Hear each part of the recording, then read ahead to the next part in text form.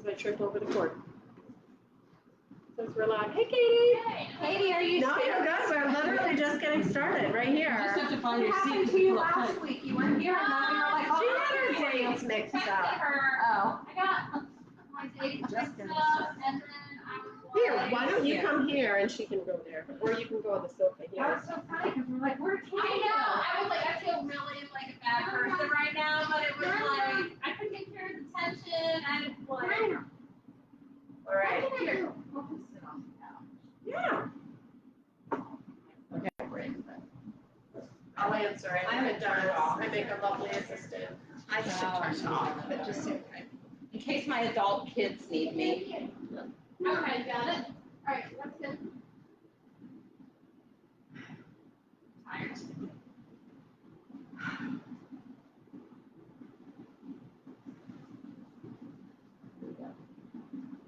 Keep taking out of us.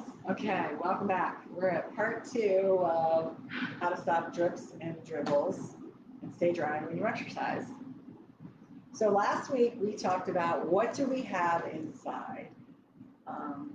We've got our pelvic floor, our bladder, we've got our brain, and the process of peeing is called micturition.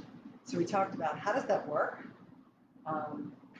what makes everything work together, and then we also talked about what can go wrong and why might it go wrong. So some of the things we said might be behaviors, maybe answering the call when you don't really need to go, doing chickpeas, going just in case, even though you didn't have the urge. We talked about positioning on the potty. So all of those are behaviors. We talked also about how you may have a trauma, surgery, birthing trauma, something that could cause there to be damage inside the musculature of the pelvic floor. And that might make you too tense inside.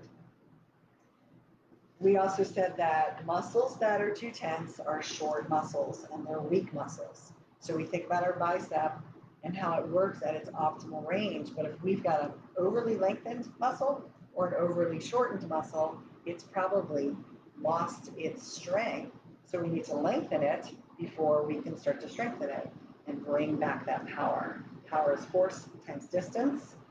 If the distance is too short, you have to have superhuman force to get the power that you want. So then we also talked about what can we do about these things. And I gave out bladder diaries where we looked at what are you bringing in, what are you drinking all throughout the day, and how much are you peeing and when are you peeing? And being able to have somebody who's going to look at that and correlate what does that mean for you. You should be peeing a little less than you're drinking because you want to absorb some. You should be peeing about 8 to 12 ounces. You should pee probably about 7 times a day. If it's less than 8 to 12 ounces, somewhere 2 to 4 ounces, then those really were not necessary, although the person had a strong urge, which probably made them go. So we're going to have to start to retrain that bladder so that your bladder can contain more, and when you urinate or pee, it will be a worthwhile time on the potty. We talked about, not doing chickpeas, just in case peas. So every time you leave home, don't try and go to the bathroom just because you're getting on the road and you never know when there's going to be a bathroom again. We also talked about aiming for 2 to 4 hours between urination. And if you find that you're going more often than that, can you offset that urge by 5 minutes? And maybe the next day you offset it by 10 minutes. And you see if you can start to increase that urge and, again, increasing the bladder capacity. I think I talked about urge drills, which is what I'm talking about. That's the name of that. So maybe squeezing and releasing 5 times in your pelvic floor, which lifts the bladder and tells the bladder to chill out. And we also talked about how when you contract the pelvic floor muscles, the muscle inside the bladder called the detrusor has to be quiet. So when you squeeze, doing that Kegel 5 times, you're shutting off the detrusor. The detrusor is the muscle inside the bladder that detected the stretch and told the brain it's time to go urinate. So if you shut that guy off, it's not going to give the contractions and try to squeeze the urine out. So 5 squeezes of your pelvic floor is called an urge drill, and it may help you prolong that need to go potty. We talked about how to do, just very lightly, how to do a Kegel, and the description would be to pull your perineum, which is this region in between your sit bones, pulling that up and in, or thinking about pulling the tailbone towards the front, or possibly squeezing your partner, or for a man saying, lift the jewels. Guys might get on with that one better. Jewel dead. Um,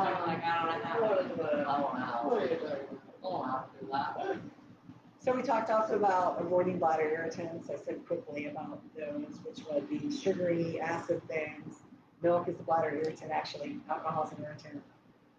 Having good clear water, clear fluids, and when you pee, your pee should be a nice pale yellow. And stop drinking 2 hours before you go to bed. That will increase your chances of staying in bed. The closer you are to 70, the more you probably would get up at least once, hopefully just once, but in general, if you're younger than 70, you should be able to stay in bed all night if you haven't drank within 2 hours before you're in bed. So now we're going to pull it around back to where I talked about tight muscles. So we're going to figure out if you're a clencher, if your muscles are too tight. So how do we figure that out? Ask yourself these questions. Do you wake up with jaw tension? Do you wake up with a headache? Do you wake up with back tension or belly tension? If you answer, Watch from the day I wake up tired. for 2 days before, actually. so if you wake up with this headache, this jaw pain, this back or belly pain, chances are you're clenching. Here's another question. When you go pee in the morning, can you fully empty? Or do you stop and start, which we call staccato peeing? Or do you get some out, you finally maybe you brush your teeth, and then you have more to come out? Those are all indicators that you're too tight inside and that you need to release it. Another indicator of tension would be painful intercourse. That's not always a clear-cut correlation, but if you have pain with exams and pain with intercourse that's deeper inside, not at the entrance, then that could be due to tension inside. And I clarify that because as we age, on my little model here, this red dot is called the Bartholin's gland, and we dehydrate more and those glands produce less lubrication. So if you have pain at the entrance, it's probably a lubrication issue, but if you have pain deeper inside, it's more of a tension issue. So keep that in mind as you're trying to figure out if you're clenching. You're really telling us we're uptight. Maybe you're I uptight. could comment on that, but So, I should have had a cylinder. Can I take this water bottle here? So, this is an okay example, but we're going to use this. So, there's an amazing physical therapist named Paul Hodges, and he's in Queensland, Australia. So he does great work, great research on pelvic floor. So he talks about a spectrum disorder, and let's use this as my example. He talks about people who have respiratory disorders, low back disorders, GI, gastrointestinal, and pelvic floor disorders. If you have any one of those, you're very likely to develop the other 3. And here's why. If we think of this cylinder, here's your pelvic floor, here's your respiratory diaphragm. This is the front of the back, this is the back of the front, and here's the sides. Inside would be your GI system, all of your intestines, your bladder, your pelvic floor, down here, sorry, pelvic floor. If you're clenching or you have an issue with any of those, you're going to cause something else in that system to be affected. If you have back pain, all the way back here, you're going to clench. You're going to put more pressure on the bladder, which is probably going to make you feel like you have to pee more. because you're putting external pressure on the bladder, making it want to empty. If you have breathing disorders, the respiratory diaphragm needs to descend and arise at the same pace and the same way that the pelvic floor is descending and arising. Having an issue here where you're laboring to breathe is going to cause you to have laboring of movement at the pelvic floor. If you have GI pain because of stomach upset, IBS, you're going to clench, which is going to add to that pain. And it's going to make the pelvic floor tighten, and it's going to cause you to not be able to empty as well. So you can see how all of these things are tying in together. So people who are clenchers are more likely to have all of these disorders together. So the first thing you look at is, are you a clencher? Do you have pelvic floor disorders? Do you have breathing disorders? Do you have low back disorders? Do you have GI issues? Those probably are going to cause you to clench. And then we need to start to work on that first before we can get your leakage to stop.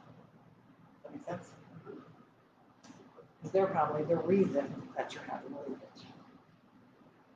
So what's some self-help you can do if you figured out that you're a clencher? If you clench, you're probably clenching at your jaw. So you can do hourly check-ins. So maybe set an alarm on your phone, and once an hour, check, what am I doing? Am I clenching my jaw? Am I holding my shoulders up? Am I tightening through my pelvic floor? So do a body scan and see, where am I tight? And if it's this area, it's probably this area too, and this area. How do you undo those? Think about your jaw. Your rest position for your jaw should be your tongue is behind your two front upper teeth. Then you can do a jaw opening with your tongue there, which looks like this. So what's happening is you're opening and closing, and you're stretching the pterygoids, the muscles that are your jaw openers and closers. Right, so you open and close those and stretch those out a bit. You can do just a jaw drop. Just open that, trying to elongate that. You can also rub in here externally through the jaw, through the masseters, or you can take your own finger and go inside. If I have a patient on the table, this is what I do. So that's right. I'd have a glove on, but for yourself, you can go inside between the cheek and your teeth and start to feel that hard area. There is bone, because here's the side of your jaw, but in front of that are these clencher muscles. And if they're really hard, they sometimes feel like bone. So you'd want to go in and start to release those by either pressing in them, or you may do what we call strafing, which is just sort of rubbing down them, or you might sort of pull on them a little bit, bending them, which is causing a stretch. So open up your pterygoids. Like the word fat, it's got a P-T on it, but you don't see the P, so pterygoids. Or psoas, that's your hip flexor, right here.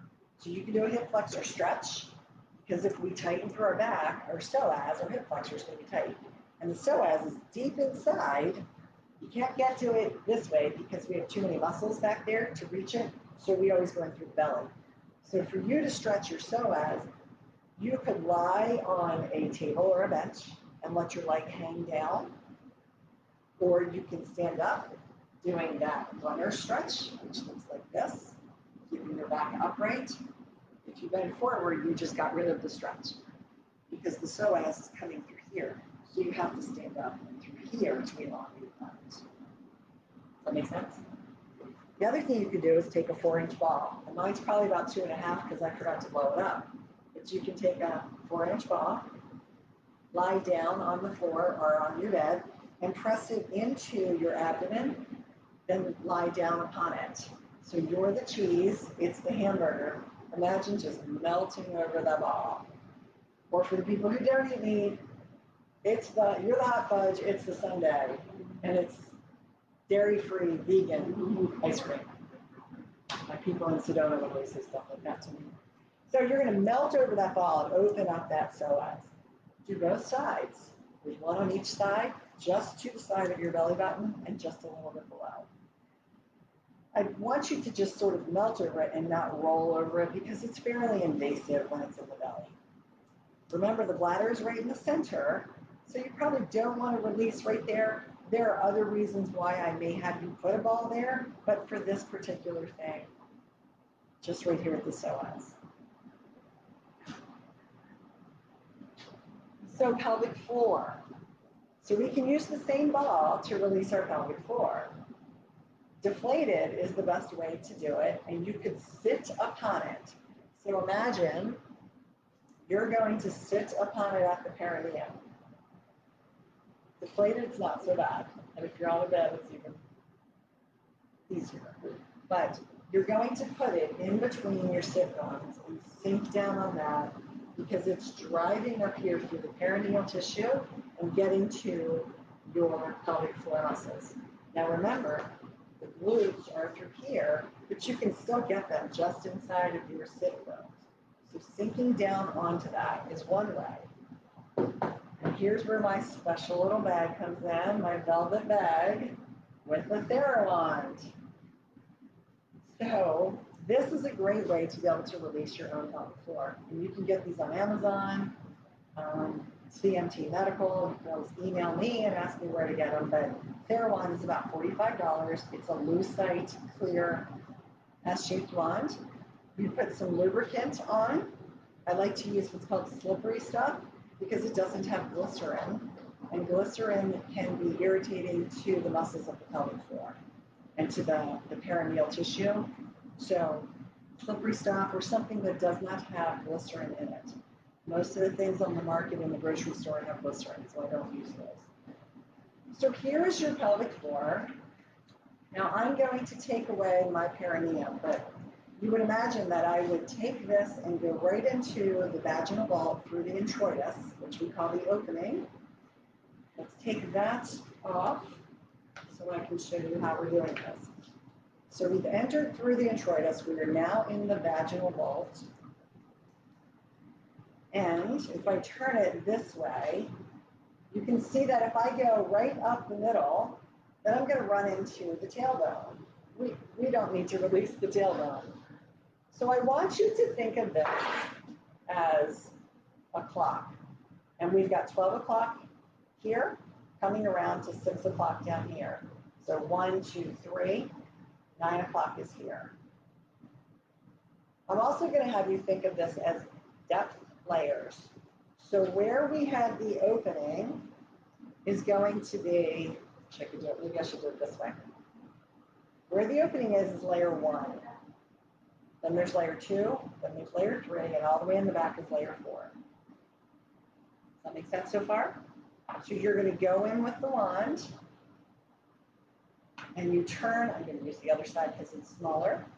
And you can turn, and you've gone through layer 1, right at the introitus. So now you're going to be able to treat layer 2, layer 3, and the deepest layer is layer 4. Do you see that?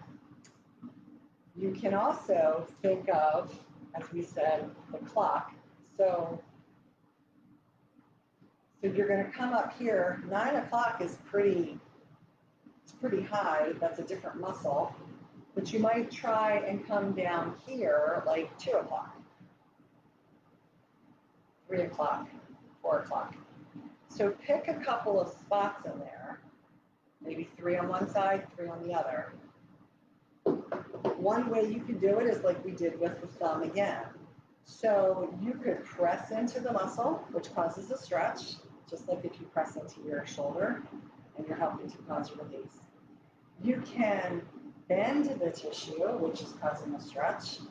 You can sort of rub along it, just like if you were doing that on your shoulder. Because it's all muscle. It's going to do the same thing. It's going to react in the same way. So again, you're just picking 3 depth layers, more towards the front, more towards the middle, more towards the back. And you may explore up this region and decide if you need to be closer down to the center or you need to be higher up. And I really tell people to picture if you're on a clock, and 12 is here, between 10 o'clock and 2 o'clock, there's no muscle up there. And if you look in here, there's really no muscle that high. 6 o'clock is the tailbone. So you're going to go between 5 and 2 and 6 and 10 on each side. And then think of your depth layers. Does that make sense? So, Theralond is a really great way to be able to release your pelvic floor. Okay, so now I have this child's toy, which we're going to use as a tensegrity model. So tensegrity was a concept that came up. I think Buckminster Fuller may have come up with this. And it's a way that we talk about building structures and engineering structures, that everything has a balance to it in order for it to be able to be this stable structure. Our pelvic floor and our body is actually built on the tensegrity model. And instead of it being like bricks just stacked up and a part here and a part there, we've got muscles and struts and springs all through our body. So we can use this tensegrity model to liken that to our body. Now imagine that this is a very lovely structure, but I have an injury or a surgery, and all of a sudden I've got tension. Look what happened to the shape of my structure. So it got completely thrown out. Now I'm going to add another one. It's even worse. Now I'm going to add a twist. And the person goes, I just don't feel good. I don't know what's wrong with me. X-rays say I'm fine. MRI says I'm fine. But the myofascial physical therapist or the person who puts their hands on you goes, you're not fine. Look what's happening here. So a wonderful physical therapist in England named Anna Crowell has just gotten her article published last month. I interviewed her. It's been about a year. And she has an article based on the tensegrity model about pelvic organ prolapse. And that perhaps it is more about this tensegrity model and less about a strength issue. We tend to think that when an organ prolapses, which descends through the pelvis, the bladder's not sitting here, it's shoved down in there because it's not getting the structural support from our pelvic floor, which we just said was a strength issue. What if it's a tension issue? If we release the tension, we may not have to re-strengthen them. Maybe that strength will come back. And the way we can release the tension is through our Theralond. That's one way.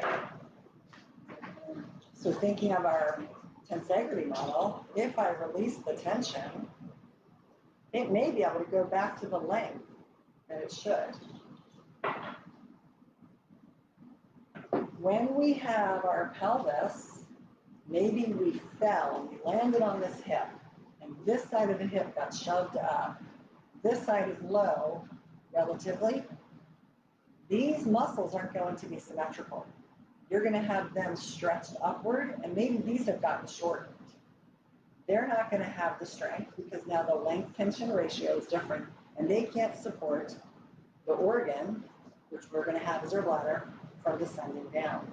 So if we can correct the pelvis imbalance and correct the muscle imbalance, we may be able to restore the strength and then control our urination again and not pee. So how do we do that? So first we're going to talk about how we stretch things, and then we're going to talk about how we're going to do this body scan and look at our pelvis. So first, when we stretch, I want you to think about, instead of like our high school, let's go 30 seconds and hang out there, and then come out of it, and then go 30 seconds again and hang out there and come out of it. We're going to say, go to the barrier. Go to the barrier where you feel stretch and wait. And keep waiting. And when that barrier releases, take up the slack and go a little further. That barrier releases, take up the slack and go even farther. Do you notice that I'm stretching my arm outward like a telescope? So telescope the body part. Go ahead and do this with me now. You put your arms out and think about reaching them as long away from your body as you can. Do you notice anything into your wrists or your fingers, maybe some tingling? So you feel it in your back. Yeah. Our body's connected. How about that? So that's telling me that what's happening in your arm is affecting what's happening in your body, in your trunk. So maybe you come in and you go, gosh, I've got this ache right here, and someone goes, here, let me just fix here. What if they pulled your arm during therapy and they could get to that body part and release that? Now bend your wrists back a little bit and telescope those fingers. Yeah, I see you're making a face, so you really feel it. So back off a tiny bit, just to the point where you feel it, but not so much that you have to make a face. I don't want it to hurt. I just want you to feel it. So when that feeling diminishes or becomes less, go a tiny bit further. So elongate a little bit more so that you continue to feel that barrier. And after a minute or so, that's going to relax again, and you'll take up that slack and go even farther. And after you've hit 3 barriers, you can come out of that. So we can do that stretch all over our body. We don't want to force it, but we always want to be paying attention inside. So when we do our stretches in another part of the workshop, we're going to use that concept. Let's look at our own pelvis. So I'm going to hold this one up, and I want you to see, if we had a mirror, I would have someone looking at themselves and seeing, are your hip heights equal? Are the tops of your ilium equal? Are these 2 little bones in front equal, or are they sitting like this? You can look at your own arms next to your side, next to your waist, and I'm going to go like this. So this waist angle is pretty straight. My arm is pretty close to my side, but this one has a huge gap. And my angle seems to be an actual angle, not a straight side. That tells me that this side is shortened. This side is lengthened or elongated comparatively. So we need to open this up so that we can get the pelvis level and get those muscles balanced. We also want to look at your shoulders.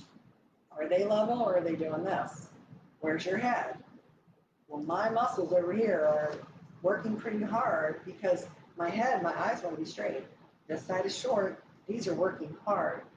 But if I had my body up right here more, maybe my neck would come down. It's going to work the same way inside of our pelvis. If this is uneven, these muscles are going to be pulling on one side and shortened on another. So let's talk about a correction for this. This is what we call an upslip. So a correction for that, sit nicely in your chair. And I want you to take the right side, your right leg, and mash that hip into the table. You feel how the other side shortened? Do you notice that? Now switch it. Mash that other side in, and now you feel how the first side shortened. You could go back and forth 3 times, maybe 5 times on that. So the one side that you're mashing in, you're elongating, and you're contracting this. Do you know when you stand on the steps and you let your heels hang down, and then you go up, and then you let your heels hang down again? That's called a contract relax. Physical therapists love contract relax. The official name is called reciprocal inhibition. So we are inhibiting, we're shutting down the muscle just after we've contracted it. So when you're pressing into the chair with your right side, you're pressing into it. Sorry, I have to do this to think of it. You're pressing in with the one side, you're contracting the opposite side. Then I come out of it and I have just inhibited or shut down the side that was contracted, so I can now lengthen it. And I'll get much more lengthening out of it than if I had not done the contraction first. So that's a great way to lengthen that short side. The other way would be, and I don't have a table here to show you, but if you were lying down, this is my short side, I'm going to lie down on this side over a pillow on my bed, and I'm going to reach my arm up so I pull my ribs up, and I'm gonna straighten my leg so that I pull my hip down, and now I'm opening up that short side. I could do this in standing, but if I was lying on a bed, it's much easier, and I can relax into it. I could also sort of roll one way or the other to enhance that stretch. You can always stretch the other side if it feels really good. You're not going to become unbalanced again. If it feels good, go ahead and do it. That's right. Because if this was short and I'm trying to lengthen it, I'm now getting that even. So the muscles inside will also be even, and they may function better, just like how our tensegrity model showed us. Yes, you are. Yeah, it's bad. It's obvious. Yeah, it's really obvious. I bet that stretch would be great for you. Yeah, my back, like, one side of my back is very muscular, like the left side. And then I think I ended up having a C-section with Darcy because she wasn't coming out because she was off with my hips were off. Right, so you're saying that you couldn't pass the baby through the birth canal She came out because your pelvis was on level. the side of her head Yeah. because she wasn't fitting through properly. So during your pregnancy, it would have been great to elongate those sides and create more room, making you more comfortable, but it would also make the pelvis more level so baby could pass through more easily. Yeah. So you could also take this ball again. The ball becomes your best friend. You could take the ball and you could lie upon it, sinking into that ball to open up all the musculature. And you could also lie with it in front here and then do your sideline trunk stretch and really have a nice opening there. And it may take some time, but if you keep working with it, I it have a will. lot of pain on my left hip, and I think it's all, and it's just getting worse, like all the time. It's probably all related. Oh, yeah. So if you try those things and you don't have success, give me a call. We'll see if I can get you in and do some work on you. I'll be a pizza. Fire. Yeah. How are we doing on time? 6:35. 6:35. Okay. So we're going to wrap this up in like 5 minutes, maybe 2. 90 seconds. Right? So, one other way, this is about the only other thing I wanted to do, the Nola Rolla. So this Nola Rolla looks like a piano stool. You can use it to relax muscles in your buttocks or something. You can press into them. But what I'm concerned about is this part right here. So it indents so that you can lie upon it and your spine will sit into that indentation. So you don't hurt your spinal segments. If you lay upon this, your back muscles, right along either side of the spine, will go into this region. And this is as if someone has gone into the muscles and pressed up into them to help them to relax. So lying on your back with your knees bent is called hook lying.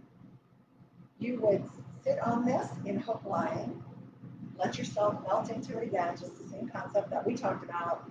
You're the cheese, it's the hamburger. Then you could let those knees drop over to one side, very slowly, paying attention to where you feel that tension grab. And you may have your knees just come to this region. You'll feel this pressing into your back. As that barrier eases, let your knees fall a tiny bit more. That barrier will ease again, let your knees fall. Then come back and go the other way with your knees. You may find that it's far easier on one side than it is on the other side. There are 5 lumbar segments, all the way down here at your hips. Up a little bit more, up to this region at your ribs. You can go up segmentally and work the same method on each of those 5 segments. You can keep going up into the rib area and up here, but for our purposes today, we're really concerned just about releasing the tissue down here. So these can be found, it's called a Nola Rolla, and you can Google that and you can purchase that on Nola, right, just like New Orleans, Nola Rolla. And you could purchase that online. I don't know the price at this point. I've had mine for so long. But these are all great tools that you can start to use to be able to improve your posture, decrease the tension in the muscles, change that skeletal frame for the purpose of getting back into the pelvic floor muscles so that we can improve the overall tensegrity of that model and then start to look at strengthening. So the next time we get together, we're going to get into that strengthening component. Awesome. Thanks, Jane. Thanks for joining me online. I like the double roll up. It looks like a torture tool, Yeah, but you want to try on here. I adore The my other thing is, elbow. I want to know what the name of this ball is. Just any kind of ball, but Yeah, you can get them on Amazon. 4-inch. They come in a pack of 6. So they're $3 a ball, maybe. I think you're